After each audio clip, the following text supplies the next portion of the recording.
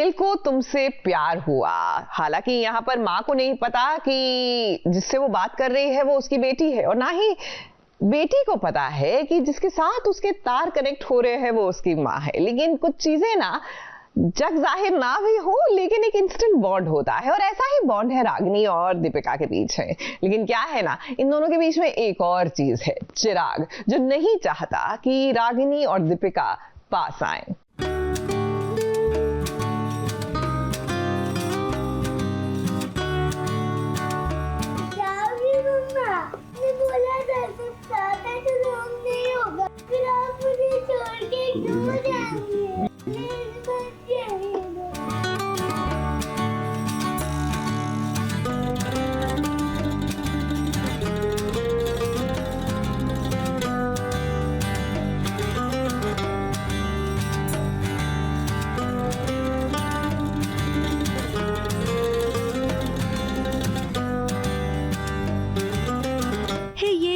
होना ही था। अब छोटी बिटिया रानी अपनी माँ के एहसास को पहचानती है और देखिए ये बात साबित भी हो गई है। एक बार नहीं बल्कि कई बार। फिर वो अलग बात है कि चिराग पहचान नहीं पा रहा है। अब देखिए दीपिका, चिराग और लावण्या, पूरा परिवार एक ही गाड़ी में है। लावण्या ने दीपिका से कहा कि हम तुम्हें घर छोड़ देंगे। अब रागिनी बीमार है, ऐसे में उसे माँ का साया चाहिए, और जो उसे महसूस होता है दीपिका के साथ। अब दीपिका का घर आ गया है, लेकिन रागिनी ये दीपिका को छोड़ना नहीं चाहती है। जरा ये लम्हा देखिए, आपको भी लगेगा कि कितना कठोर है चिराग। एक छोटी सी बच्ची को उसकी माँ के पास रहने ही नहीं देता। होते हैं फिर जब हम लोग जा रहे होते हैं तब माँ कहती है कि चिराग छोड़ देगा तुम्हें, तो फिर हम लोग वही आए हैं और रागिनी रो रही है कि आप प्लीज़ मत जाओ, प्लीज़ मत जाओ करके। अब वो नहीं देखता है, वो कभी नहीं देखता है। उसके लिए दीपिका जा चुकी है, जो थी उसके लिए प्यार वाली। मन मन में सोचता होगा कि आप प्यार करता हूँ, प्यार करता हूँ। अब वो अलग बात है कि चिराग को इस बात का पता नहीं है, लेकिन तो क्या हुआ, अगर रागिनी दीपिका को अपनी माँ समझती है तो इसमें ऐतराज क्यों है चिराग को। फिर वही चंदू, वो भी तो चाहती है कि रागिनी उसी के साथ रहे। अब लावण्या ने जो सपना देखा था, लगता है वो सपना जल्द ही पूरा होने वाला है, दीपिका और चिराग की हैप्पी फैमिली का। वो भी बड़ा बच्चा है, जो क्यूट क्यूट सा बच्चा है। मैं अच्छी मम्मा हूँ, अच्छी मम्मा हूँ मैं। हाँ हाँ हाँ। कैमरे को देखकर बोलो, आ रही हूँ मिर्ची पकौड़ा। आ रही हूँ मिर्ची पकौड़ा। चल मिल सकती है, हो सकता है बच्चियों की वजह से हम करीब आ जाए, हो सकता है कि करीब ही ना आए, बहुत सारी चीजें हो सकती हैं। फिर बहुत जल्द ही पता चल जाएगा चिराग को इस बात का कि चंदू ये किसी और की नहीं है बल्कि दीपिका की बेटी है, और उसके बाद वो क्या करेगा फिलहाल तो अभी वो ये नहीं जानता है। लेकिन हम ये जरूर जानते हैं कि लावण्या जो कोशिश कर रही है उसकी कोशिश जरूर रंग लाएगी। ABP news report.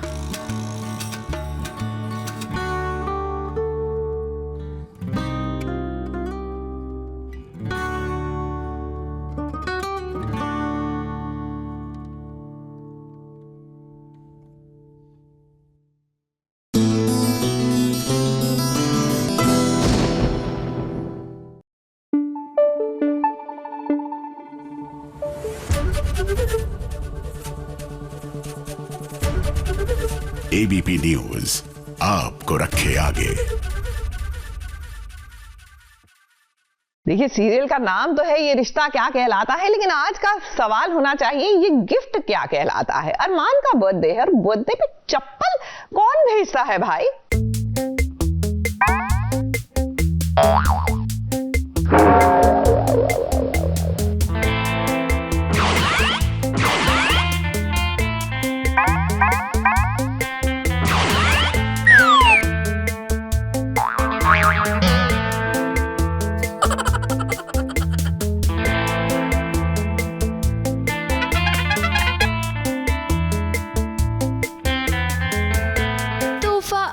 तोहफा आया, अरमान के लिए एक ऐसा तोहफा आया जिसे देखकर सभी के होश उड़ गए। इस तोहफे में एक नहीं बल्कि कई सारी चप्पलें हैं। अब तोहफे के साथ एक चिट भी आई है और इस चिट में कुछ ऐसा लिखा हुआ है जिसे पढ़कर अरमान के पैरों तले जमीन ही खिसक गई है। मुझे रिटर्न गिफ्ट में एलिमनी चाहिए। फिर अबीरा उस दिन तो अदालत में चालू कह रही थी कि अबीरा को तुमसे कुछ नहीं चाहिए। अब देख लो, ऐसा कुछ नहीं होगा, वो ऐसा कुछ नहीं करेगी। अबीरा अरमान का डिवोर्स हो रहा है और अब अबीरा ने अरमान से एलिमनी की डिमांड की है। गिफ्ट आया है जिसको खोलने के बाद से ही सबके मुंह पे जो चप्पल की बरसात हो जाती है एंड मुझे भी काफ़ी चोट आती है। तो ये जो चीज़ है काफ़ी इंसल्टिंग हमारी फैमिली के लिए एंड टेक्निकली ये जो गिफ्ट है वो हमारी अबीरा भाभी की तरफ से आया हुआ है एंड नाउ वो एलिमनी का डिमांड कर रही हैं। सो ये सब सुन के हम सब घर वालों के होश उड़ चुके हैं, इवन मेरे भी क्रिश के होश उड़ चुके हैं कि ऐसा कैसे हो सकता है कि हमारी भाभी ने एलिमनी की डिमांड की, वो भी भैया से। ये सब देखकर हमारे मन में एक ही सवाल आ रहा है कि अबीरा तो अरमान से बहुत प्यार करती है, वो तो अभी तक उसके ख्यालों में डूबी हुई है, आखिर वो ऐसा कैसे कर सकती है?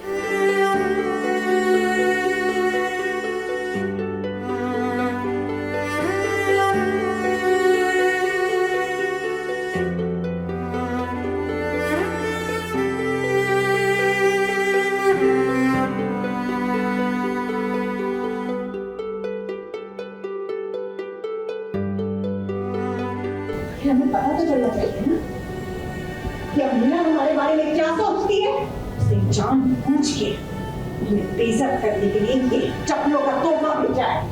तुम्हें क्या गुस्सा नहीं हो सकती उस पर? मैं मानती हूँ कि अमीना का तरीका लेकिन उसकी माँ गलत नहीं। अरमान को भी ये यकीन नहीं हो रहा है कि अबीरा ऐसा कर सकती है, इसीलिए तो वो अबीरा के घर आया है सच का पता लगाने के लिए। पहले तो अरमान को लगा कि ये सब अबीरा किया धरा है, लेकिन उसके बाद अबीरा को आया एक मैसेज। ये मैसेज किसी और का नहीं बल्कि आरके का है, यानी कि ये सब कुछ आरके का किया धरा है। एलिमनी मिलने वाली है मैडम, एडवांस में बधाई ले लीजिए। हम आपके पति का ऐसा लूटेंगे कि उसके पास मेरी भेजी चप्पलों के अलावा कुछ बाकी नहीं बचेगा। और याद रखिएगा, एलिमनी का 10% मेरा। फोन रखिए और जाके ना पार्टी करिए। आरके जब से आया है वो अबीरा की लाइफ में कुछ ज्यादा ही दखल अंदाजी कर रहा है। अरमान को तो अभी तक आरके के बारे में पता भी नहीं है और उसे ये भी नहीं पता कि अबीरा ने आरके के साथ फिर से काम शुरू कर दिया है। लगता है कि अबीरा की मुसीबतें कम नहीं होने वाली हैं। अरमान भी अबीरा से मूव ऑन करने की कोशिश तो कर रहा है, तभी तो वो आज घर वालों के साथ क्वालिटी टाइम स्पेंड कर रहा था। लेकिन उस वक्त भी देखिए ना कैसे उसकी आंखों के सामने एक बार फिर से अबीरा की यादें आ गई। हाँ, तो विजुअल था अरमान भाई और अबीरा भाभी के शादी के वीडियोस जिसमें वो वरमाला हो रहा होता है एंड बाकी। तो ये देख के ऑब्वियसली मामी साहब को बहुत ज़्यादा गुस्सा आ जाता है, बिकॉज वो तो चाहती ही नहीं है कि अबीरा का नामो निशान इस घर में हो। So again time and again कहते हैं कोई चीज़ जब किस्मत में होती है तो कोई चाह के भी वो चीज़ हटा नहीं सकता। सो आई थिंक भाभी का इस घर में आना लिखा ही है और गलती से प्ले हो जाना वीडियो शादी का, that's again a sign you can say. वैसे सेट पर आज क्रिश यानी कि ऋषभ जायसवाल के माता पिता भी आए थे इस शो की शूटिंग देखने के लिए। इस दौरान जब उनसे हमारी खास बातचीत हुई तो हमें पता चला कि उन्हें हमारा शो सास बहू और साजिश बहुत पसंद है। सास बहू साजिश तो हम बहुत पहले से देखते हैं, हमारी बेटी है वो भी बहुत ज़्यादा देखती थी। रॉ होता है ना, ऑर्गेनिक चीज़ें होती हैं कि पर्सनल लाइफ की चीज़ें, जैसे कि आप डे आउट बोल रहे हो, जो डे आउट एक सेगमेंट है बहुत अच्छा है।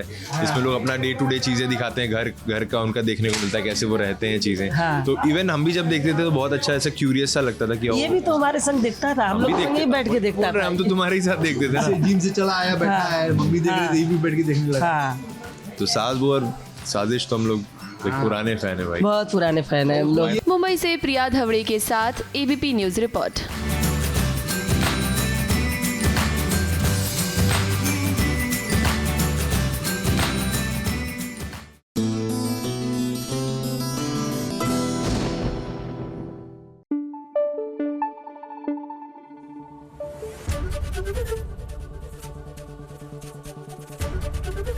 एबीपी न्यूज आपको रखे आगे। देखिए, गुम की टीआरपी इन दिनों गजब चल रही है क्योंकि स्टोरी काफी इंटरेस्टिंग हो रही है। अब देख लीजिए, कियान की मौत का ठीकरा सवी पर फूटा, वो हमें पता था ऐसा ही होना है। अब सवाल ये उठता है कि सवी अपने आप को बेगुनाह साबित करेगी तो कैसे?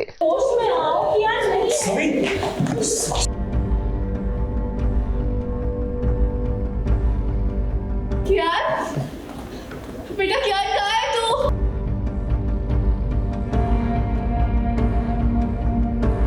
क्या चलना पता करो बेटा कहाँ है? मेरा बेटा कहीं चला गया।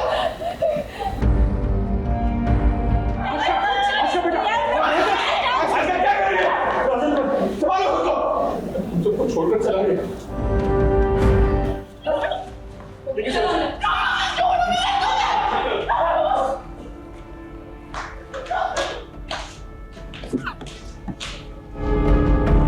माँ अपने बच्चे के जाने के दुख को सहन नहीं कर पाती है।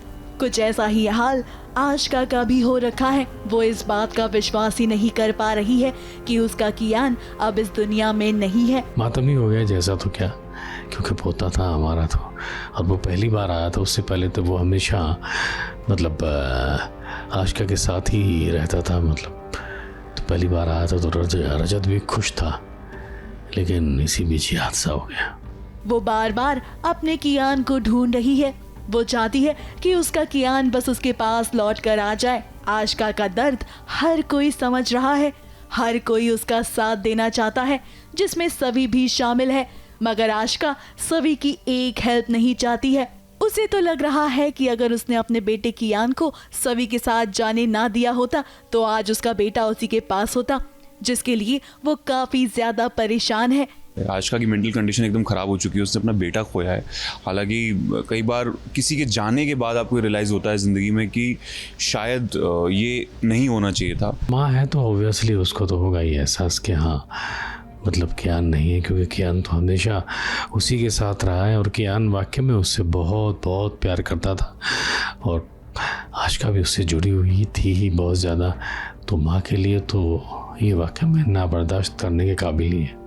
अब कियान तो इस दुनिया से जा चुका है, मगर सभी इसका दोष सिर्फ और सिर्फ सभी को दे रही है। रजत भी काफी ज्यादा परेशान है। वो अपने घर वालों की हालत नहीं देख पा रहा है। साथ ही साथ उसे इस बात का दुख हो रहा है कि उसका बेटा अब उसके पास नहीं है। पूरी फैमिली के लिए ये बहुत ही एक ऐसा मोमेंट है और मतलब मैं इस सीन को जितनी बार इमेजिन करता हूँ मेरी आंख में उतनी बार आंसू आ जाते हैं, क्योंकि ये बहुत पेनफुल चीज़ है। और मैं कोई भी सीन जब करने जाता हूँ तो मैं उसके लिए बहुत सारे रेफरेंसेस निकालता हूँ कि क्या ऐसा कुछ हो सकता है, क्या ऐसा इसमें कुछ किसी कहानी से या किसी किरदार से मैं ऐसे रेफरेंस निकालता हूँ। और मैंने इस पर्टिकुलर सीक्वेंस के लिए एक रेफरेंस निकाला था, तो उसके अकॉर्डिंग मैंने वैसा प्ले किया। और मुझे लगता है कि किसी की लाइफ में भी अगर ये ऐसी चीज़ें हों, अगर ऐसी कोई बात हो, तो शायद वो क्या पेन रहता होगा हम उसको नहीं समझ सकते। अब नन्ही सई अपने भाई कियान को ढूंढते हुए सवी के पास आती है, मगर ये बात तारा को हजम नहीं होती है। वो सई को बुरा भला कहने लगती है सवी के बारे में, मगर सई अपनी परी मम्मा के बारे में एक भी बात नहीं सुन पाती है। जब तारा अति करने लगती है तो रजत के पापा उसे समझाने की कोशिश करते हैं कि बच्चों के सामने ऐसी बातें नहीं करनी चाहिए और उन्हें प्यार से समझाना चाहिए। क्या बकवास कर रही है? क्या मां बहन है तेरे में, झूठ बोलने जा रही है बच्ची। अब हर कोई तो दोष सिर्फ और सिर्फ सवी को दे रहा है, मगर कोई भी सवी का हाल दिल जानने की कोशिश नहीं कर रहा। रजत भी सवी से काफी ज्यादा नाराज है और तो और लग रहा है कि कोई भी सवी को माफ नहीं करना चाहता। अब सभी को हिम्मत रखने की जरूरत है और साथ ही साथ उसे ये भी प्रूव करने की जरूरत है कि जो कुछ भी हुआ है उसमें उसका कोई हाथ नहीं है। खैर, ये सच तो सामने जरूर आएगा और तब अर्श और जुगल की बातें भी सामने आएगी, मगर फिलहाल सभी को अपने आप को संभालने की जरूरत है ताकि वो असल सच सबके सामने ला पाए। मुंबई से प्रिया धवड़े के साथ एबीपी न्यूज रिपोर्ट।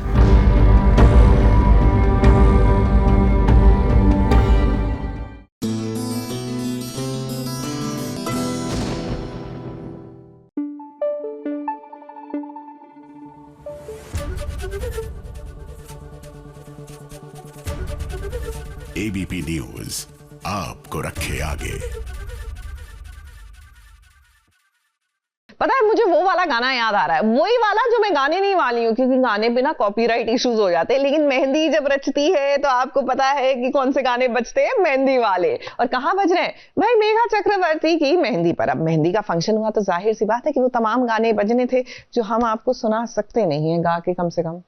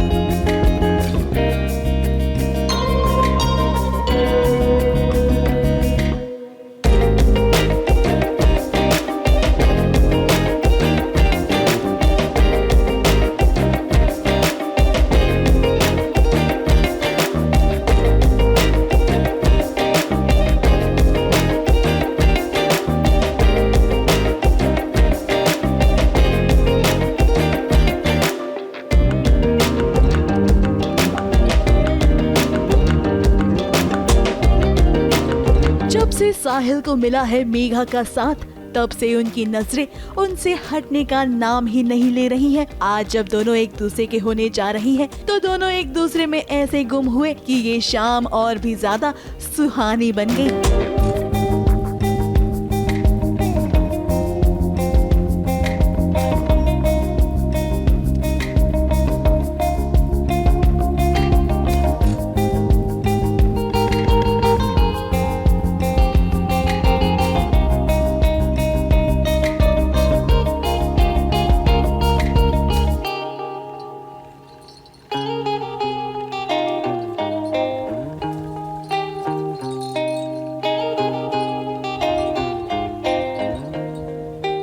ने लगवाया है आज साहिल के नाम की मेहंदी, और तो और आज मेघा ने अपने प्यार का इजहार भी किया है। मगर चलिए आज जरा दुल्हे राजा से थोड़ा करवाते हैं मेहनत और उनसे ढूंढवाते हैं उनके नाम की मेहंदी मेघा के हाथ में। हाँ, नाम मेरे को पता है, किधर है?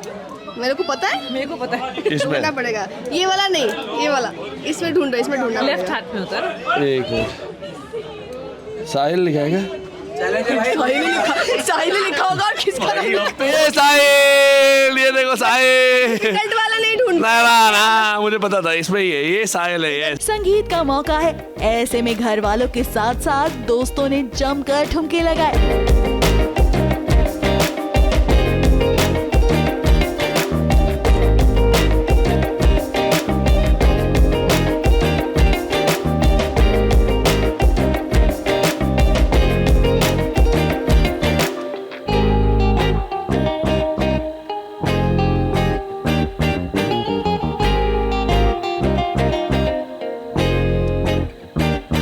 मम्मी पापा के साथ मिलकर इन लम्हों को दुल्हा दुल्हन ने भी खूब एंजॉय किया, जहां सभी के चेहरे की खुशी वाकई में देखते ही बनी। और तो और हमारी ब्राइड मेघा ने दूल्हे राजा के लिए एक खास परफॉर्मेंस भी प्लान की थी, जिसे देखकर साहिल वाकई में सरप्राइज रह गए। और जब दोनों साथ आए तो इनकी क्यूट बॉन्डिंग ने वाकई में सभी का दिल जीत लिया।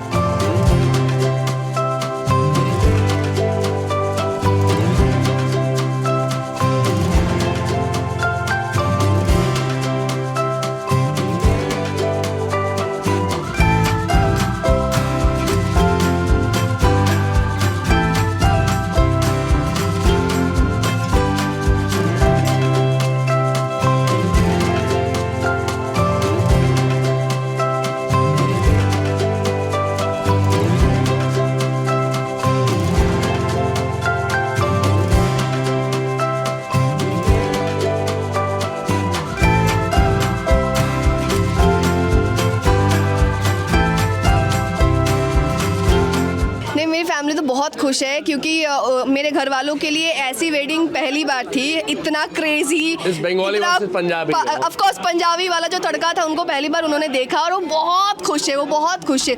सुबह दोपहर को तो पापा साहिल को पकड़ के रो रहे थे, उनको इतना मतलब अच्छा लगा। जमाई खुश है क्या? আমাদের জামাই या आई नो बंगाली। আমি বাংলা বলতে পারি, सही बोला। আমি বাংলা বলতে পারি, একটু বলতে পারি, বুঝতে পারি পুরোটা। अब इस खास फंक्शन में मेघा को तैयार करने उनकी खास दोस्त भी आई हैं, जिन्होंने मेघा को प्रिटी लुक दिया है। अब ये कोई और नहीं बल्कि celebrity makeup stylist Neha Advik Mahajan है और आज तो उन्होंने अपनी दोस्त मेघा को बेस्ट विशेस भी दिए हैं। ये देखिए इसकी मेहंदी, देखिए ये जो भी रंग है, जो भी पार्टी है, जो भी वो, ये सब दोस्तों और रिश्तेदारों के साथ होता है। अगर ये लोग हमारे साथ ना हो, ये हमारे दोस्त ना हो, हमारे रिश्तेदार ना हो, तो हम लोग ऐसी पार्टी नहीं कर सकते, right? So it's all because of them that we are enjoying so much. What about you Neha? I think मैं ये जो ब्राइड ग्रूम देख रही हूँ, ये थक ही नहीं रहे नाच के। हम नहीं थकते जब से आई हूँ नाच ही रहे। But yes, it is very good to see कि वो ना बहुत खुश हैं and I will like to wish them all the best. Thank you. अभी तो बनाया गया है, अभी शादी बाकी है। ये तो ट्रेलर चल रहा है अभी थोड़ा। अभी शुरुआत है। हाँ जी। अब तो बस सभी इस बात का इंतजार कर रही हैं कि कब ये दो लव बर्ड्स एक हो जाएंगे, कब इन्हें मिस्टर एंड मिसेस बुलाया जाएगा और जब ये पल आएगा तो इसे कोई और नहीं सिर्फ हम आपके सामने पेश करेंगे।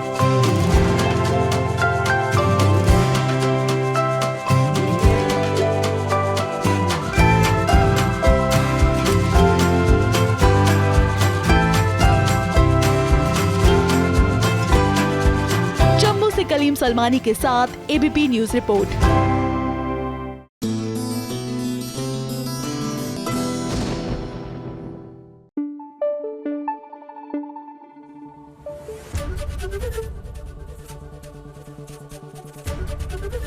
एबीपी न्यूज आपको रखे आगे। सीरियल माटी से बंधी डोर, यहाँ पर एक माँ की ममता से उसको वंचित कर दिया गया है और दूसरी माँ को झोली में ममता मिली है। देखिए, एक तरह से देखा जाए तो कार्य बहुत अच्छा है, लेकिन जिस तरह किया गया है वो गलत है। अब वैजू का बच्चा राणा ने लेकर जया को दे दिया। ऐसे में अब सीरियल में आगे जाके कहानी और ही कॉम्प्लिकेट होगी।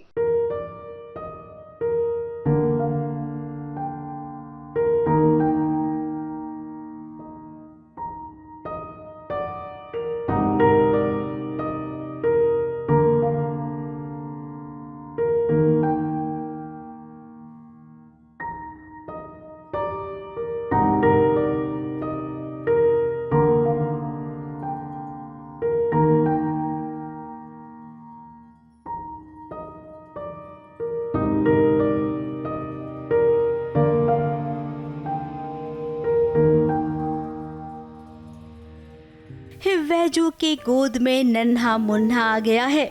जी हाँ, देखिए आप भी जरा, कितने प्यारे से बच्चे को जन्म दिया है वैजू ने। दूसरों के लिए हमेशा से ही सोचने वाली वैजू अब उम्मीद करते हैं कि अपने और अपने बच्चे के लिए सोचेगी। अब देखिए, हमने यहाँ पर ऐसा कहा वो इसलिए क्योंकि हम जानते हैं कि कहानी में वो वाला मोड़ आने वाला है। अब जया किसी भी वक्त बच्चे को जन्म दे सकती है। घर में उसके साथ हादसा हो गया है। डॉक्टर ने कहा कि जया के बच्चे को वो बचा नहीं पाए। तो बताइए, अब ऐसी सिचुएशन में क्या करेगा राणा? जैसे कि जया को पता है कि उसके बहुत सारे कॉम्प्लिकेशंस हो रहे हैं, उसके साथ ट्रोमास हुए थे, मतलब उसको बहुत सारी प्रॉब्लम्स हो रही थी। जिस तरीके से वो वैजू के साथ बिहेव कर रही है, वो सब की वजह से उसे अभी बहुत प्रॉब्लम हो रही है। और अचानक से जया जो है ये घर में गिर गई है और फिर हम उसको हॉस्पिटल लेके आ रहे हैं। मे बी इस कॉम्प्लिकेशंस की वजह से जया अपना बच्चा खो देगी और वैजू को बेबी हो जाएगा। जया की हालत बहुत ही नाजुक है।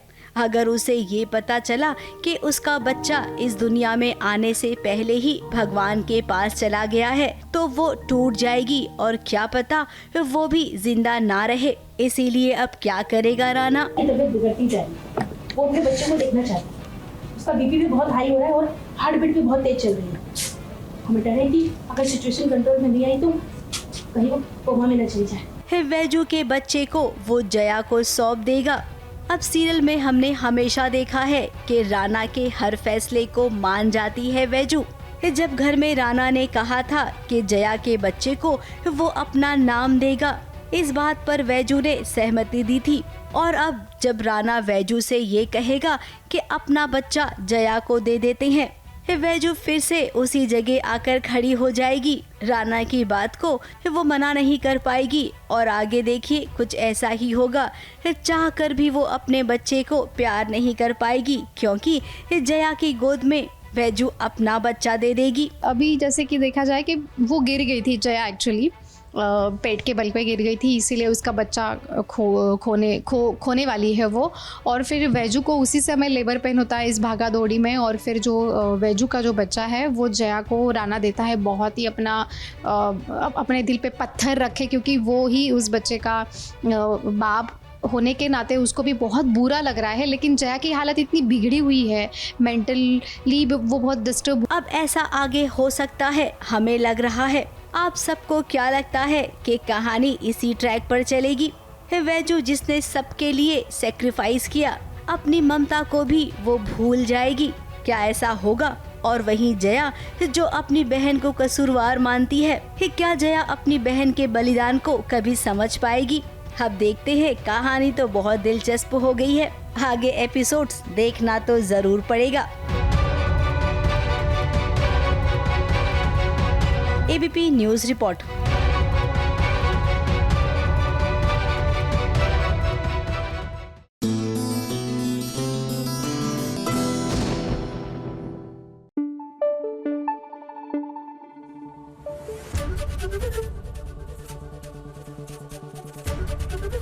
एबीपी न्यूज आपको रखे आगे। नेटफ्लिक्स पर रिलीज हो चुकी है वेब सीरीज ब्लैक वॉरेंट और इसके तमाम मेकर्स हमारे साथ मौजूद हैं खास बातचीत करने के लिए। ये सीरीज़ मैंने देखी है और मुझे बहुत ज़्यादा पसंद आई है। और क्या कुछ खास है और इसके पीछे क्या थॉट प्रोसेस रहा है इस सीरीज़ को बनाने का, हम बात करेंगे विक्रमादित्य मोटवाने से, सत्यांशु सिंह से, रोहिणी से, अंबिका और अर्केश अजय। आप सभी का स्वागत है एबीपी न्यूज़ में। विक्रम, आपसे शुरू करना चाहेंगे। मैंने आपकी वेब सीरीज़ में एक चीज़ खास नोटिस की है, चाहे वो सेक्रेड गेम्स की बात हो, जुबली की बात हो जो मुझे बहुत पसंद आई थी, और ब्लैक वॉरेंट की बात हो, आप हिस्टोरिकल चीज़ों को पर्दे पर पेश करना आपको बहुत पसंद है। पीछे जाना, पास्ट में जाना और उसके हिसाब से क्या कुछ चल रहा था इंडिया में, हमारे समाज में क्या कुछ हो रहा था, और एक यूनिक पर्सपेक्टिव आप लेके आते हैं। तो ये जो गेज़ है आपका कि हिस्टोरिकल मटेरियल को आज के जनरेशन को पेश करना, उसके बारे में सबसे पहले बताइए। और ये आइडिया कैसे आया कि ब्लैक वॉरेंट बनाई जाए? मैं जानता हूँ कि किताब पर आधारित है ये। नहीं, तो ये मतलब एक कॉन्शियस डिसीजन नहीं है कि मैं हर चीज़ को मतलब ऐसे हिस्टोरिकल, मतलब not to be a professor but I am a student of history. तो मुझे अच्छा लगता है कि मतलब ब्लैक वॉरेंट जैसे शो या जुबली जैसे शो में अगर जब हम थोड़े पास में जाते हैं, I think contemporary history is very important. India में आई डोंट थिंक हम लोग काफ़ी बनाते हैं, काफ़ी सिखाते हैं, और मतलब आज के स्पेशली इन ऑडियंस टुडे उनको काफ़ी कुछ पता नहीं होता है। But that's aside, the main thing is कि द स्टोरी, मतलब ब्लैक वॉरेंट एक कमाल की किताब है और एक कमाल की किताब, कमाल की सीरीज़ बन सकती थी उसमें। ये आपने कब पढ़ी और आपको कब लगा कि? 2020 में पढ़ी थी मैंने। कॉन्फ्लुएंस मीडिया से जोशी जोसेफ का मुझे फ़ोन आया था, उन्होंने मुझे किताब भेजी तो मैंने पढ़ी 2020 में। I loved it. इतने सारे सीक्वेंसेस थे उसमें, Charles Sobhraj meeting Sunil Gupta for the very first time, या रंगाबिला की जो उनका जो फांसी का जो सीन था, JNU students, all such, it was reading it and think ये तो मतलब all of this is true but it's so dramatic. तो मुझे तो बहुत पसंद आई। तो I immediately called up Satyanshu Singh, उनको मैंने किताब भेज दी, बोला कुछ करते हैं इसका। मैंने सुना है कि पहले आप एक मिनी सीरीज़ बनाने वाले थे, लेकिन इसमें आपने फिर बहुत सारी बैक स्टोरीज किरदारों के जोड़े उसमें, खासकर सुनील गुप्ता के। इसके बारे में बताइए। ये भी एक फैसिनेटिंग चीज़ है कि आप लिमिटेड सीरीज़ बनाना है, फिर इसके फुल फ्लेज आपने एक वेब सीरीज़ तैयार की। मेरी पहली इंस्टिंक्ट थी कि we should do this as a limit. जो किताब में है वो ऐसे कर लेते हैं हर एपिसोड, मतलब कि जाओ कि first episode is may be Sobhraj, second episode is रंगाबिल्ला, third is and you go on के 35 साल ख़त्म कर दो एक पूरे सीज़न में। सत्यांशु's इंस्टिंक्ट वाज कि ऐसा मत करो। Let's build this out, let's do कि 4 साल में पहला सीज़न सिर्फ 4 साल का करते हैं, 1980 से लेके 84 तक। वैसे भी उसमें तो है ही 3 ब्लैक वारंट्स और 3 हैंगिंग्स, तो वो सब आ भी जाएगा, बट फ्लैश इट आउट। कहीं ना कहीं सुनील गुप्ता को एक कैरेक्टर बना दो, उसके इर्द गिर्द कौन है, उनके दोस्त कौन है, दुश्मन कौन है, क्या होता है जेल में, कैसे होता है जेल में, तो ऑल दैट वाज सत्यांशु's instinct and a very correct instinct. Satyanshu, क्या कुछ कहना चाहेंगे विक्रमादित्य के साथ कोलैब करना और एक इतनी फैसिनेटिंग वेब सीरीज़ तैयार करना? ऐसा एक भी शख्स मुझे नहीं मिला जिसने सीरीज़ देखी और बोला हो यार मज़ा नहीं आया, यार ये कमी है, वो कमी है। ऐसी कोई खामी निकाल नहीं रहा है, हर कोई तारीफ़ कर रहा है। Like, what was the process? What was your thinking behind making this show and collaborating with Vikram? इनके कोलैबोरेशन की एक बात तो इन्होंने अभी आपको बता दी कि ये इनका कन्विक्शन था ये, मगर जब मैंने कहा ऐसे करते हैं तो इन्होंने मुझे फ्रीडम दिया कि हाँ करो। तो आई थिंक इनकी जो मैंने सीखा है इनसे कि ये चुन चुन के लोगों को टीम में लेते हैं और फिर उनको इतना फ्रीडम देते हैं कि हर कोई उसको अपना बना के काम करता है। सबसे ज़्यादा मुझे तो लगता है मेरा एडुकेशन हुआ है। अच्छा। ये सब बोनस है। एडुकेशन हुआ है कि पिछले 4.5 साल में इनके साथ जो फिल्म मेकिंग को इतने करीब से रखकर सीखा है वो तो जीवन भर का ब्लेसिंग है। But it was a very challenging process, extremely challenging. इतना फैक्ट और फिक्शन को आप मिक्स कर रहे हो और अपने पॉलिटिकल जो वॉइस है उसको भी प्रिजर्व करना है, तो बहुत मुश्किल था। बट जब समय मिलता है और ऐसे किसी इंसान का हाथ सर पे रहता तो होता है। इन्होंने आपकी तारीफ में एक पोस्ट भी लिखा था जो मैंने पढ़ा, बहुत ज़्यादा तारीफ की है। कुछ कहना चाहेंगे आप? जितनी भी तारीफ करो कम है, मतलब इन सब के लिए। आप क्या कुछ बताना चाहेंगे? आपका एक्सपीरियंस क्या था and how was it directing few episodes? Sir, I directed the 3rd episode जिसका नाम है Dhaakad, and it deals with the JNU jail break and right from the outside. ये सब आपको हिंदी में बोलना है? जी जी जी। तो मैंने 3रा एपिसोड डायरेक्ट किया जिसका नाम है धाकड़, एंड उसमें JNU के 180 स्टूडेंट्स कैसे भागे वो है एपिसोड। एंड शुरुआत से बिकॉज एपिसोड में इतना इंटरेस्टिंग चीज़ हो रहा है, so from the start we thought कि थोड़ा ट्रीटमेंट फन होना चाहिए एंड थोड़ा लाइटली लेते हैं वाइल हम दिखा रहे कि स्टूडेंट्स भाग रहे हैं। तो वही स्टार्ट से अप्रोच था कि मस्ती मजाक में करते हैं, but at the same time ये भी बहुत ध्यान रखना है कि सुनील का बहुत इंपॉर्टेंट एक ट्रांसफॉर्मेशन हो रहा है पूरे एपिसोड में। कहीं ना कहीं सुनील को धाकड़ शब्द का मतलब और उसके आसपास के सारे लोग उसे बता रहे धाकड़ बन, तो सुनील वो शब्द को कैसे इंटरप्रेट कर रहा है वो जर्नी है। सो यही सब मोटा मोटा सोचा था। मैं वो एपिसोड देखते हुए ये सोच रहा था कि ये 180 स्टूडेंट जो भागे हैं उन्होंने प्लानिंग कैसे की और कैसे भागे, मैं उसका वेट कर रहा था। लेकिन इसमें दिखाया कि भाग गए और उसके बाद जो क्याओस मचता है वहाँ पे कि कैसे भागे, कहाँ भागे, वो थोड़ा सा मेरे को लगा कि बस हम थोड़ा सा बस साइन पोस्ट करना चाहते थे कि ये भागने का प्लान कर रहे हैं, बट हमारे लिए ज़्यादा फन था कि भाग गए एंड ये भागे कैसे वो पता लगाते हैं। सो वो हमारा प्राइमरी अप्रोच था। आप क्या कुछ बताना चाहेंगे? क्या कॉम्प्लीमेंट्स मिल रहे हैं और कितना एनरिचिंग एक्सपीरियंस था आपके लिए एक एपिसोड को डायरेक्ट करना?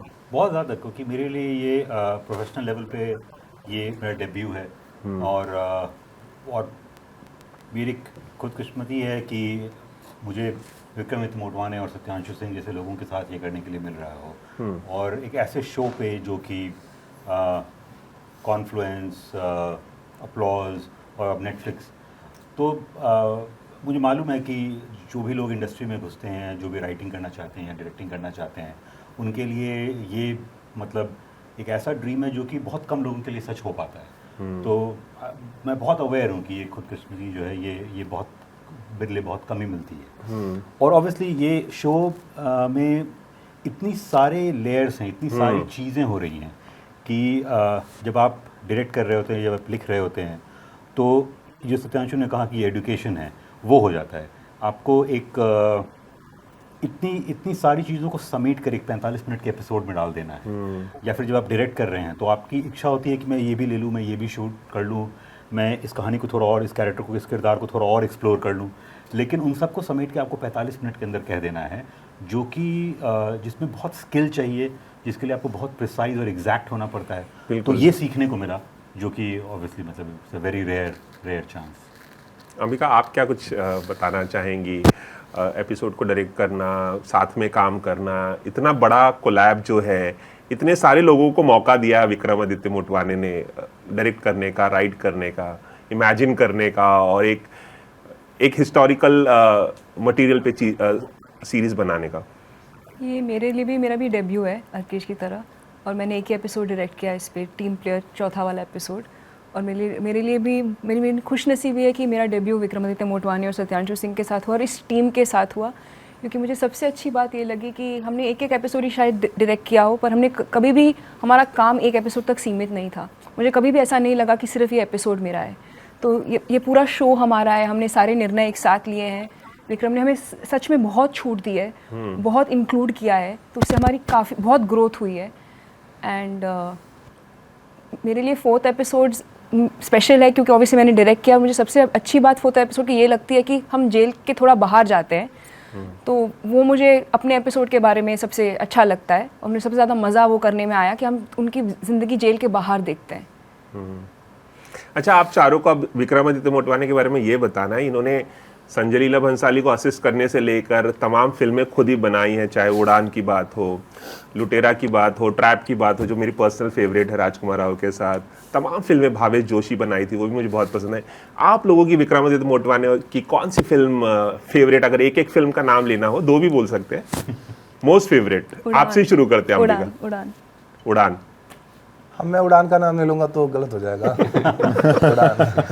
अच्छा, सब लोग उड़ान मत बोलना यार। नहीं, अब क्या ही करेंगे, क्योंकि मैं फिल्म मेकिंग नहीं करता था, और जब मैंने डिसाइड किया कि मैं ऐसा कुछ करने की सोचूंगा, सत्यांशु को मैं 30 साल से जानता हूँ, तो मैंने इसको रीच आउट किया था और मैंने कहा था कि मैं बॉम्बे आ गया हूँ, क्या करूँ।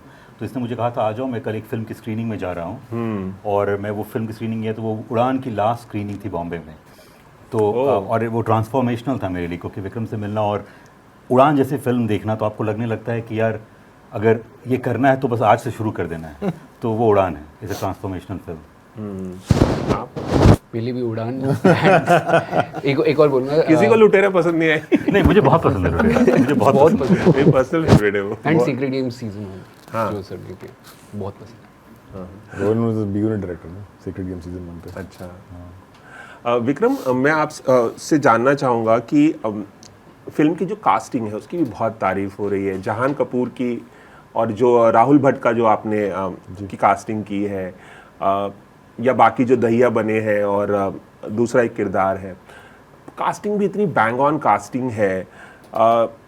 जब कोई डायरेक्टर कोई सीरीज़ या फिल्म बना रहा होता है तो उसके लिए सबसे ज़रूरी होता है वो चेहरा जो उसकी बातों को पर्दे पर बहुत ही खूबसूरती के साथ पेश करे। आपने इन चेहरों को कैसे चुना? हम जानते हैं कि मुकेश छाबरा इसके कास्टिंग डायरेक्टर है, बट अल्टीमेट कॉल जो होता है वो डायरेक्टर का, शो रनर का, क्रिएटर का होता है। उसके बारे में कुछ बताएंगे, जहान कपूर पिक्चर में कैसे आए? नहीं, जो कॉल होता है वो एकदम इंस्टिंक्टिव कॉल होता है। वो इन सब के कास्टिंग में I think other than Rahul Bhatt, I think is the only one जो एक जहन में था कि बिकॉज मैंने कैनेडी देखी थी and I really like him, और अगली भी देखी है and I really like him. और जब हम तिहाड़ गए थे एक रेकी ट्रिप के लिए, एक बंदा वहाँ पे देखा था हम लोग को जो एकदम गुड लुकिंग, मतलब एकदम फिट यूनिफॉर्म था, उसका लगा यार तोमर ऐसे होना चाहिए। I think those 2 things came together. तो राहुल भट्ट की कास्टिंग तब ऐसे हुई थी, बट बाकी एवरी अदर एक्टर ने ऑडिशन किया and I didn't know any of them before. मुझे कुछ पता नहीं, मतलब परमीत चीमा ऑडिशन के बाद पता चला अच्छा ये चमक कर रहा है या ये सपने मिसेस एवरीवन कर रहा है, मुझे पता ही नहीं था। अनुराग ठाकुर से जान कपूर, आई नो हु जान वाज। हम लोगों ने 2-3 बार मैसेज एक्सचेंज किए थे। फराज आपने देखी थी इस पे कास्टिंग? नहीं, फराज मैंने देखी नहीं थी। नहीं देखी थी तो उस वक्त मैंने देखी नहीं थी। कास्टिंग के बाद देखी है आपने उनको? कास्टिंग के बाद मतलब बहुत बाद में देखी। तो वही ना, एक इंस्टिंक्ट होता है कैरेक्टर का, you have to keep the character as the main reference point. वो बोलता ना कि पिक्चर बनाने के लिए मतलब मैंने सुना या मेरे दिमाग में आया कि 3 चीज़ होते हैं, एक राइटिंग, एक कास्टिंग और एक मूड। राइटिंग, कास्टिंग और मूड इतना होता है, मतलब ये 2 चीज़ आप ठीक कर लो ना तो फिर मूड एक हो जाता है। Then that's the director bringing कि आप अच्छा आप पेस ऐसे करोगे या आप म्यूज़िक ऐसे लेके आओगे या लाइटिंग ऐसे करोगे, लेकिन वो तो बहुत एक फिल्म मेकिंग में एक बहुत छोटी चीज़ होती है। बाकी राइटिंग एंड कास्टिंग, एंड मैंने कहा था casting right, it's very nice. तो वही जब वो जो pleasure of sitting in a dark room and आप प्रोजेक्टर पे जाके आपके जो कैरेक्टर्स जो लिखे हैं आपने 1 साल के लिए, 2 साल के लिए, 3 साल के लिए आप देखते हो पर्दे पे एक ऑडिशन में, तो बहुत मजा आता है। वो वाज वेरी एक्साइटिंग। जहान कपूर मिल गया। जहान कपूर को पहले 1-2 एपिसोड में शुरुआत के देखते वक्त मुझे शशि कपूर की बहुत याद आई। 60s के जो शशि कपूर थे, मुझे लग रहा था कि शशि कपूर जिंदा होके वापस ब्लैक वॉरेंट में काम कर रहे हैं। इतनी सिमिलैरिटीज, जो उनके कुछ क्लोजअप्स हैं, इतने सिमिलर लग रहे थे वो शशि कपूर से। नहीं, मुझे आई डिडंट नो दैट। मुझे पता था कि हाँ शशि कपूर का पोता है, हाँ। कहीं ना कहीं वो उनका खुद का एक जो पर्सनालिटी है, एक पोर्ट्रेयल है, इतना स्ट्रॉन्ग है फॉर मी कि कहीं ना कहीं मैं तो भूल गया था। ये सीरीज हालांकि किताब पर आधारित है, लेकिन बेस्ड ऑन ट्रू इवेंट्स बताया गया है, लेकिन इसमें कुछ फिक्शनलाइज भी किया है। कितना फिक्शनलाइज किया है आप लोगों ने, और कितना ट्रू टू हिस्ट्री रहे हैं आप? नहीं, काफ़ी इवेंट्स जो किताब में हैं, whether it's Sunil Gupta, whether it's personal events के सुनील गुप्ता, मतलब इट्स ट्रू कि उनको नौकरी मिली थी because of Charles Sobhraj, this is a fact, ये तो किताब में। रंगाबिला के हैंगिंग में क्या हुआ था, ये भी इज़ अ फैक्ट, ये भी किताब में है। JNU स्टूडेंट्स का, तो हम लोगों ने क्या किया कि इवेंट्स को लेके कि ये इवेंट्स हमको चाहिए, बट बाकी सब कैरेक्टर्स, सत्याशु के टॉक अबाउट, बाकी काफ़ी कैरेक्टर्स, तोमर, मांगट, दहिया और फिक्शनल कैरेक्टर्स अच्छा। को, तो हाँ एक फैक्ट और फिक्शन का एक मिक्स है इसमें। और सिद्धांत गुप्ता को आपने चार्ल्स शोबराज बनाया, जिसे जुबली में आपने मेन प्रोटैगनिस्ट के तौर पे कास्ट किया था। उनका जो एक्सेंट है वो भी मैंने बहुत नोटिस किया, जितनी फिल्मों में और जहाँ भी मैंने देखा है चार्ल्स शोबराज का किरदार निभाते हुए, वो अलग एक्सेंट में बात कर रहे हैं। लेकिन यहाँ पर मैंने देखा कि कुछ, और जब इंग्लिश में बात करते इंग्लिश में सबटाइटल्स भी आ रहे हैं ताकि लोग समझे। हाँ, वो हम लोग ने काफ़ी पता चला बहुत न्यूएंस्ड, नहीं बहुत नो है वो, एंड देन बिकॉज सिद्धांत कास्टिंग करने के बाद उसने बोला अच्छा क्या करना था, ऐसा तुम अपना होमवर्क करो, and then you tell me बाद में, मुझे अब तुम्हें बताना नहीं है कि चार्ल्स ओबराज ऐसे बात करता था। अच्छा, ऐसा don't watch the shows, don't see the shows, कहीं ना कहीं you have to get your version of it. तो आई थिंक सिद्धांत ने अपना खुद का होमवर्क किया। चार्ल्स ओबराज के जो भी वीडियोस हैं यूट्यूब पे उसने जाके देखा, बहुत कम है, मतलब वीडियोस तो बहुत ही कम है उसके, मतलब फोटोज बहुत हैं, आर्टिकल्स काफ़ी हैं, लेकिन मतलब वीडियोस के जहाँ पे आप उसकी आवाज़ सुनो। एंड सिद्धांत को आई थिंक 1-2 ऐसे मिल गए थे, उसने मतलब देख लिया, and then he came and he said कि मैं ऐसे करूँगा अपने से, ठीक है कर लीजिए। लेकिन हाँ, हम लोग जब रफ कट्स लोगों को दिखाते थे, किसी को काफ़ी लोग को समझ गए बोल क्या रहा है तो रियलाइज कि यार इसमें परमानेंट सबटाइटल्स डालना पड़ेगा इसके। मैं भी बहुत स्ट्रगल कर रहा था कि भाई इंग्लिश में बोल क्या रहा है। कीवर्ड्स पे अपने एपिसोड 3 में वो जो है ना कि बोलता है butter knife, and it's a very important dialogue. तो 2-3 लोगों से अच्छा लेकिन वो साथ बोला क्या उसने तो यार मतलब सबसे जरूरी लाइन जो पूरे एपिसोड में आपको समझ में नहीं आया तो फायदा क्या हो। सत्यांशु, इससे पहले जितने भी मैंने प्रिजन ड्रामा देखे हैं या जो भी फिल्में या सीरीज जिसमें प्रिजन ड्रामा की झलक देखने को मिलती है, हमें देखने को हमेशा यही मिला है कि क्रिमिनल्स जो हैं, और वो हार्डन क्रिमिनल्स और बन जाते हैं, वो सुधर के नहीं आते हैं बाहर। लेकिन इस सीरीज का जो गेज है वो ये है कि भाई अगर एक जेलर, ईमानदार जेलर, हार्डवर्किंग जेलर जाता है अपनी ड्यूटी करने के लिए, तो जो पूरा सिस्टम है उसको करप्ट बनाने पर तुल जाता है और उसे ईमानदार रहने नहीं देता है। तो पुलिस वाले भी क्रिमिनल बन जाते हैं। ये जो गेज है मुझे बहुत फैसिनेटिंग लगा इसका, ये जो पूरा जिस तरह से आप लोगों ने क्रिएट किया है, इसके बारे में मैं जानना चाहूँगा। इस एस्पेक्ट की बहुत ज़्यादा बातचीत हो रही है सोशल मीडिया पर भी, और तमाम फिल्म मेकर्स भी इसके बारे में बात कर रहे हैं। इसमें देखिए, वो पुलिस वाले नहीं हैं, वो जेलर हैं। ये बिल्कुल दो अलग चीज़ें हैं।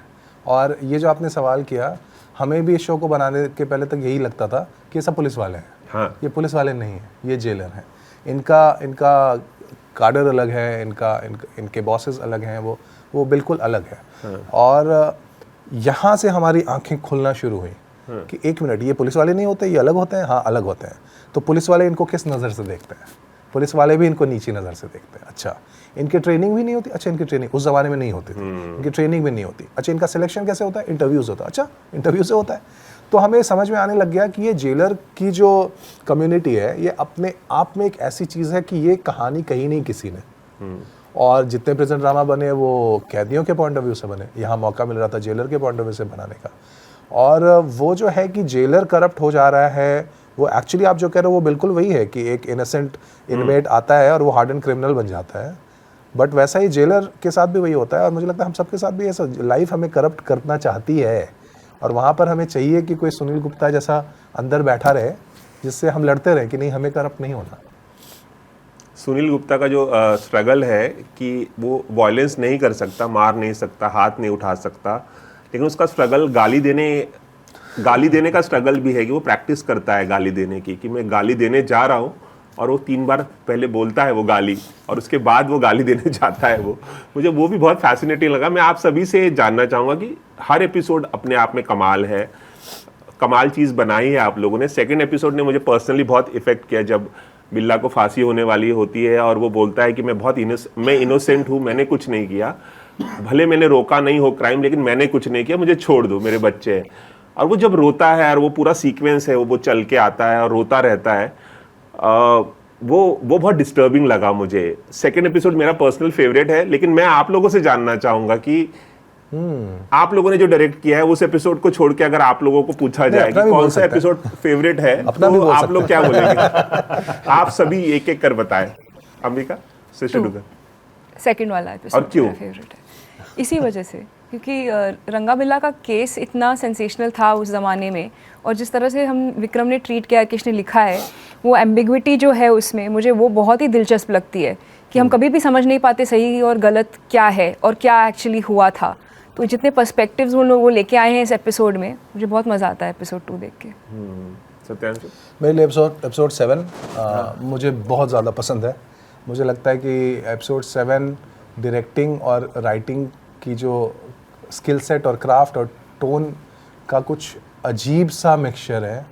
6 एपिसोड के बाद आपका दिल बैठा हुआ है और उसके बाद आप ऐसा एपिसोड देखते हो, मुझे बहुत मज़ा आता है। वो एपिसोड तो मैं बार बार देखता हूँ। मुझे अपना एपिसोड भी उतना पसंद नहीं है, बट एपिसोड 7 मुझे बहुत बहुत बहुत बहुत पसंद है। मेरे नंबर 2 है राज, इसलिए क्योंकि उसमें एक तो विक्रम का जो गेज़ है, जो आपने गेज़ की बात की कि आप गलत और सही जो है, कुछ चीज़ें हमें पता है समाज की तरह कि ये गलत है और ये सही है, लेकिन और वहाँ पे बात कह देना कि ये गलत है तो इसकी ये सज़ा होनी चाहिए बड़ा आसान है। बट उसके बाद के जो सवाल उठते हैं कि गलत अगर है तो उसके साथ हमारा क्या व्यवहार होना चाहिए, हम कैसे जानते हैं, क्या किसी चीज़ को अगर हम जान गए कि ये गलत है तो क्या उसके बारे में और सच जानने की हमें कोशिश नहीं करनी चाहिए। ये जो अप्रोच है 7 का, जो कि कन्वेंशनल मोरालिटी के नंबर 2 का, जो कि कन्वेंशनल मोरालिटी के बाहर जाता है, कि आगे बढ़ता है, जहाँ पर मुझे लगता है कि समाज को और आदमी को हमें जाने की ज़रूरत है, वो मुझे बहुत पसंद है। और एक कैपिटल पनिशमेंट के ऊपर भी एक डिस्कशन जो है काफ़ी लंबे समय से 80 से वो चली आ रही है। हाँ, चली आ रही है। कैपिटल पनिशमेंट नहीं होना चाहिए, फांसी नहीं होनी चाहिए, और जो कैदी होते हैं उन्हें सुधारा जाना चाहिए और फिर उन्हें आम नागरिक बनाकर बाहर लाना चाहिए। वो हाँ, मतलब वो जैसे कि गांधी जी का भी जो कहा हुआ है कि an eye for an eye makes the whole world blind, तो ये डिबेट तो चलता रहना चाहिए ना एक समाज में। तो वो जो एक मौका भी मिलता है, वो मुझे बहुत पसंद है इस एपिसोड का। आपको? मेरे भी एपिसोड 2, जब मैंने बहुत पहले एपिसोड 2 पढ़ा, बहुत अर्ली ड्राफ्ट, वो पढ़ के my hands were shaking and मेरा पहला रिस्पॉन्स था कि I want to share with someone कि मैंने क्या पढ़ लिया है। एंड उस वक्त इतना बढ़िया था, एंड अभी फाइनल स्टेज पे भी, अभी भी मैं इतनी बार एपिसोड देख चुका हूँ, बट अभी भी it affects me, shakes me, it is something. And directorially भी बहुत मुश्किल एपिसोड है करना, क्योंकि रंगा बिल्ला ने जो किया है वो as film maker, as writer जब हम दिखाते हैं तो कहीं ना कहीं अंदर से एक रहता है कि पीपल शुड एम्पैथाइज और शुडंट दे, एंड वो जो असमंजस है ये इस चीज़ का, तो अल्टीमेटली जो विक्रम सर ने जो किया है, जो मेरे को लगता है इट्स वेरी एप्ट कि हाँ, रंगा बिल्ला को देख के मेरा एक सर्टन पर्सपेक्टिव है, but at the same time मैं थोड़ा डिस्टेंट भी हूँ। And sir was very clear from the start कि मेरे को रंगा बिल्ला को एपिसोड में कैसे ट्रीट करना है, एपिसोड में कब दिखाना है, कब उनकी शक्ल दिखानी है, तो वो क्लैरिटी ऑफ थॉट सब, I think it's just outstanding. Vikram, ऐसा कहा जाता है कि एक माँ से नहीं पूछना चाहिए कि उनके जो बच्चे हैं उसमें से कौन फेवरेट है, लेकिन फिर भी वही कहने वाला था मैं, आप कैसे मुझे पूछ रहे अरे पहले फेवरेट एपिसोड तो पूछ लीजिए। वही मैं पूछ रहा हूँ, वही है, ये रेफरेंस दे रहा हूँ। नहीं, अरे करना पड़ेगा। फिर भी कुछ तो एक सॉफ्ट कॉर्नर होगा किसी एपिसोड के लिए। So I mean, sorry. Sorry बोल दिया उन्होंने. Sorry बोल दिया. For me, my personal favorite is episode 4. Ambika ने जो डायरेक्ट किया था, because I think it's a very assured episode the way she's done, because काफ़ी complex है. आप gang war की बात कर रहे हो, आप drugs की बात कर रहे हो, आप cricket की बात कर रहे हो, आप एक relationship की बात कर रहे हो, affair, Saini Saab, there's so many things in that episode, and Ambika is such an assured hand, और बहुत ही प्यार से किया उसने. तो अंबिका कुछ इतना बड़ा कॉम्प्लीमेंट मिला आपको. मुझे प्रोसेस करने दीजिए, मेरे पास कोई शब्द नहीं है. No, also honestly, I think of episode 4 का opening of that जहाँ पे सब जाते हैं, I love that opening. For me, it's like the best opening of any episode. आज एपिसोड 4 में वापस जाके देखने वाला हूँ. उसका ओपनिंग देख लो, टाइटल तक is like so unbelievable. चलिए, एबीपी न्यूज़ से आप सभी का बात करने के लिए बहुत बहुत शुक्रिया, और इतनी बेहतरीन सीरीज़ बनाने के लिए पर्सनली थैंक्स बोलना चाहूँगा, क्योंकि ऐसी सीरीज़ जो है बहुत जल्दी नहीं बनती है जो डीपली आपको इम्पैक्ट करे. मुझे याद है 1994 में जब बैंडिट क्वीन आई थी, उस फिल्म ने मुझे कितना इम्पैक्ट किया था. अनुराग कश्यप ने ब्लैक फ्राइडे बनाई थी, वो कितना इम्पैक्ट आया था. पाताल लोक जो सीरीज़ आई थी, हालांकि दूसरे ओटीटी प्लेटफॉर्म पे, और ब्लैक वारंट, ऐसी कुछ चीज़ें होती है जो हमेशा आपके जहन में रहती हैं. तो ये सीरीज़ मेरे जहन में हमेशा रहेगी. और क्या इसका दूसरा सीजन की संभावना है, या क्या कुछ आप बनाने वाले हैं इसके बाद? वो सत्यांशु जी किताब पढ़ रहे हैं, तो बताएंगे. अभी किताब पढ़ी जा रही है. और किताबें पढ़ रहे हैं आप? हाँ. चलिए, पर्सनली आप कुछ किसी प्रोजेक्ट पे काम कर रहे हैं? फिलहाल तो नहीं, फिलहाल तो बस आराम कर रहा हूँ. चलिए, एबीपी न्यूज़ से खास बातचीत करने के लिए बहुत बहुत शुक्रिया. Ravi Jain, ABP news, Mumbai.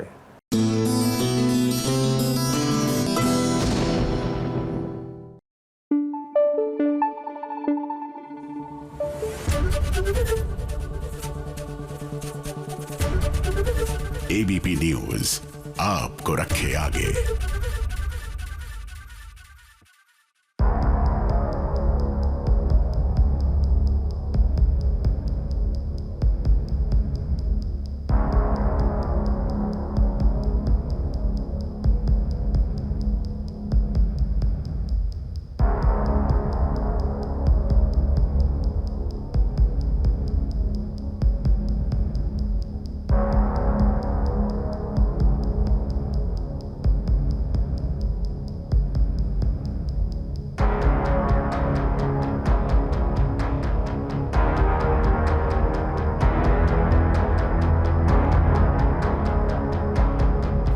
और आरवी लोहड़ी के जश्न में डूबे हुए हैं. हाँ, वो अलग बात है कि ये त्योहार कब का जा चुका है, लेकिन हम सब जानते हैं कि कुमकुम भाग्य में हर त्योहार देरी से मनाया जाता है. अब लोहड़ी की आग में बुराई का स्वाहा करें, इससे पहले यहाँ पर ना सीरियल के सारे विलन पहुँच गए हैं. नेत्रा जेल से भागकर वापस आ गई है. और हम सब लोहड़ी मना रहे थे, डांस कर रहे थे, एंजॉय कर रहे थे, फिर वापस तूफान आ गया लाइफ में. सबसे पहले नेत्रा आई है, और नेत्रा का पति भी इस साथ में जस्सी भी पहुंचा है अपना रूप बदलकर. अब नेत्रा का मकसद है मोनिशा से और पैसे लेना, तो वहीं जस्सी आया है नेत्रा को यहाँ से भगाने के लिए. वो कहीं ना कहीं मोनिशा को एक्सपोज करना चाहती है, इसलिए वो यहाँ पर आई है कि कुछ भी करके वो मोनिशा से और पैसे ले. तो और मोनिशा मुझे बताते थे कि भाई ये मेरे पीछे पड़ी है, बार बार पैसे मांग रही है, और अगर इसने सच उगल दिया तो मैं तो फंसोगी, तुम भी फंसोगे. हर किसी का एक मकसद है, लेकिन इन सब के बीच में पूर्वी फंस गई है. बंदूक तान ली है नेत्रा ने, और आरवी की तरफ से भी कुछ लोगों ने बंदूक तानी है. खुशी जिसे शायद पहले से अंदाजा था कि यहाँ पर बवाल होने वाला है. बताइए क्या फायदा हुआ इतने सजने संवरने का, धूमधाम से इतनी सारी तैयारी करने का, जब इस बीच में इतना बड़ा धमाका हो गया. हाँ, नेत्रा आती है, पहले मुझे ट्रिगर पॉइंट पे रखती है, फिर मुझे छोड़ देती है, फिर मोनिशा को लेकर चली गई है. पता नहीं फिर हॉस्पिटल आएगा लगता है. अरे नहीं आएगा यार, जस्सी आया है. क्यों आया है? कुछ तो होगा ऑफ कोर्स. अगर जस्सी भी आया है तो बहुत बड़ा ड्रामा होने वाला है गाइस. बता दो क्या होने वाला है. अब सीरियल का हीरो क्या करेगा अपनी हीरोइन को बचाने के लिए? कुछ न कुछ तो जरूर करेगा. फिलहाल अभी उसके दिमाग में कुछ चल नहीं रहा है, क्योंकि राइटर ने इसके आगे का लिखा नहीं है. तो आरवी को भी नहीं पता कि पूर्वी को वो कैसे बचाएगा. ABP news report.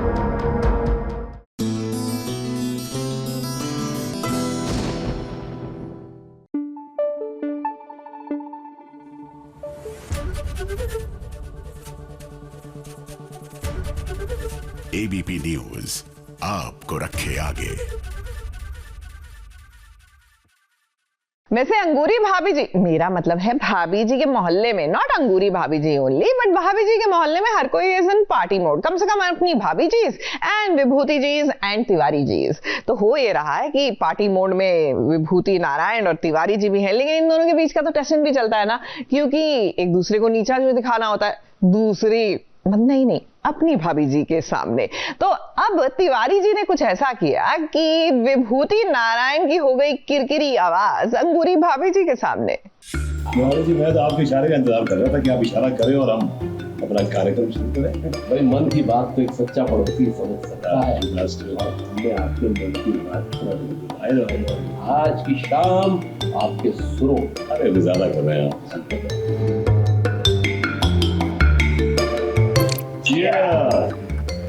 Tiwari ji, are you mad? अपने इतनी स्ट्रॉन्ग बनाइए। पहले यहाँ पीजिए, उसके बाद गाना गाते गाते नली नली लगाइए और मधुर गीत में खो अपने गायन से इस भाव को फिल्में बनाइए।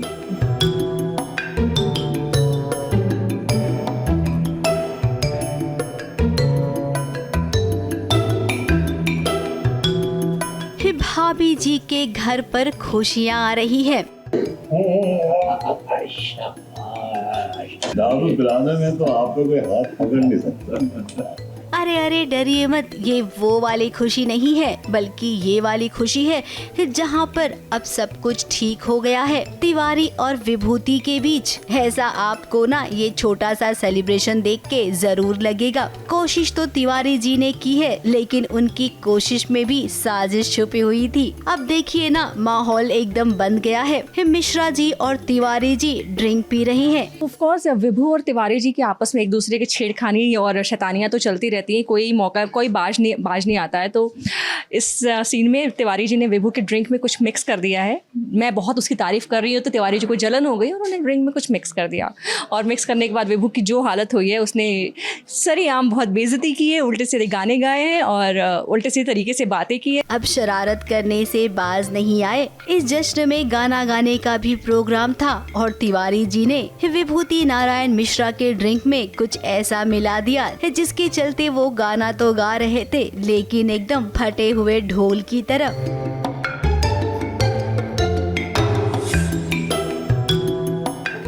No, never, ever, ever, ever, ever.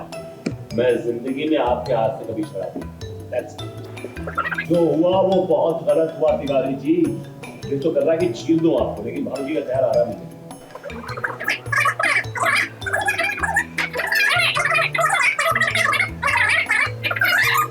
आपने मेरी करी, मैंने आपकी। देखिए, ये सीन का हमारा क्लाइमेक्स शूट हो रहा था, पूरा बहुत ही हिलारियस स्टोरी है ये। और वही है ना, हर सीन में एंड में होता है, हर स्टोरी के एंड में होता है अंत भला तो सब भला। तो हमारा वैसे ही कुछ हो रहा था कि विभू ने गाना गाया, विभू को पहले गाना गाने को बोला तो उसको तिवारी जी ने कुछ ड्रिंक में मिक्स कर दिया, तो उसने बहुत ही अजीबोगरीब गाना गाया और आज अंत भला हो गया और उसने बहुत अच्छा गाना गाया। हम एक दूसरे की बीवियों को देखते हुए ऑफ कोर्स क्रॉस कनेक्शन। अब इसका बदला मिश्रा जी जरूर लेंगे। अब अंगूरी भाभी के सामने उनका मजाक उड़ गया है, तो इसका बदला लेंगे, ये बात तो पक्की है। अंगूरी जी, मुझे तो लगता है ना कि ये लोग पिछले जन्म में सौतेले भाई थे, इस जन्म में धरती का सीना चीर के बदला लेने आए एक दूसरे से। अरे तो कोनो भी मौका नहीं छोड़ते हैं, जैसे ही दूसरे को देखते हैं बस शुरू जुए बिल्ली की तरह। मुंबई से कैमरामैन सुजीत मिश्रा के साथ एबीपी न्यूज रिपोर्ट।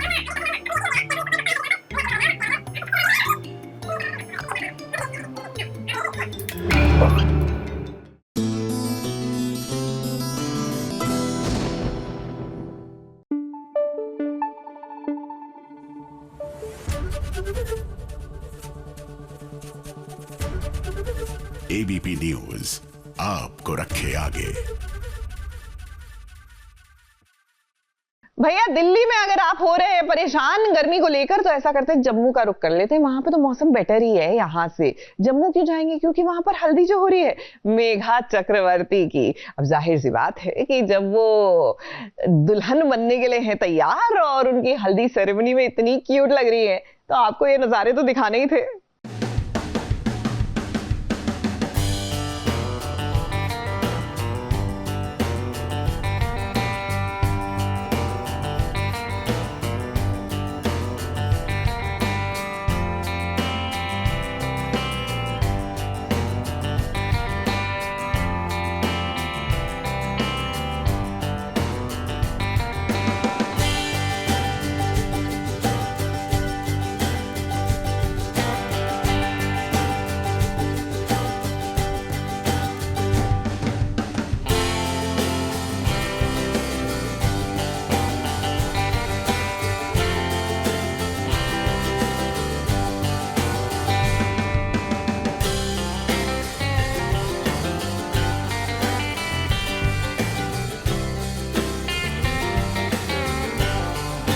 चढ़ गया है मेघा पर साहिल के प्यार का रंग, मिल गया मेघा को अपने सपनों का राजकुमार और आज इनके फॉरएवर की शुरुआत हो चुकी है, जहां अपनों का प्यार भी है और सभी का साथ भी। ऐसे ही तो खास बनते हैं ना एक एक पल। और आज हल्दी के खास फंक्शन में सास बहू और साजिश आपके लिए लेकर आया है इस प्यारे बंधन की एक्सक्लूसिव झलक।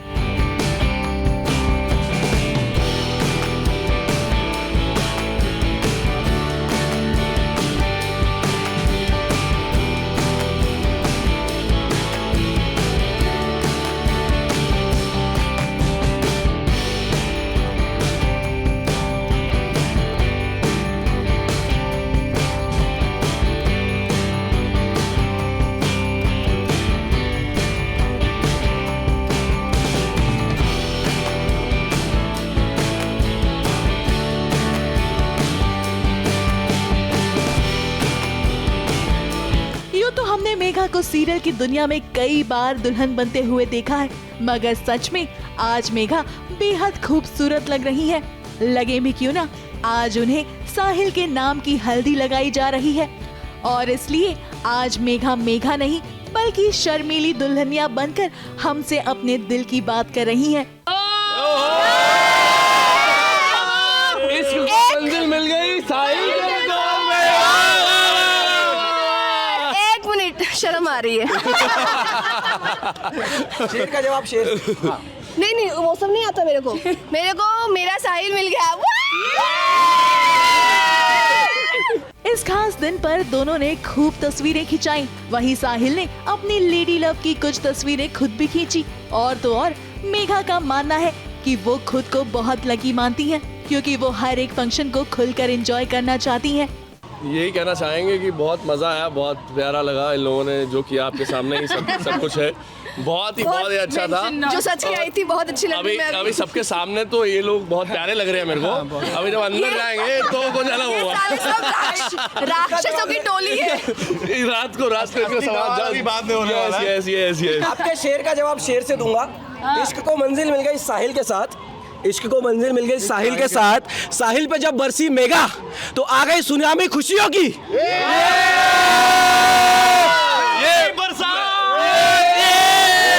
ये कुछ बना नहीं पर हंस लेते हैं।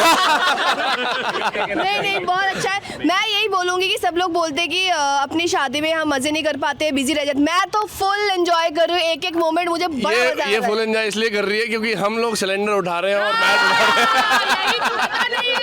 इन लोग इसको तो पता नहीं है। सबको काम पे लगा दिया, मैं बस एंजॉय कर रही हूँ।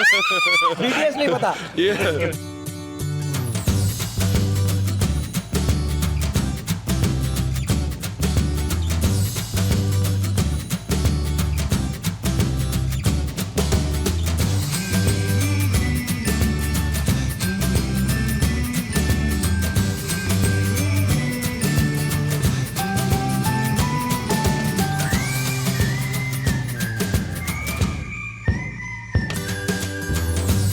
अभी तो बस इनके प्यार की शुरुआत हुई है। जल्द ही मेघा साहिल के नाम की मेहंदी भी लगवाएंगी और एक समय ऐसा भी आएगा जब दोनों हमेशा के लिए एक हो जाएंगे। मगर ये सब कुछ आप देख पाएंगे सिर्फ यहाँ और कहां। जम्मू से कलीम सलमानी के साथ एबीपी न्यूज रिपोर्ट।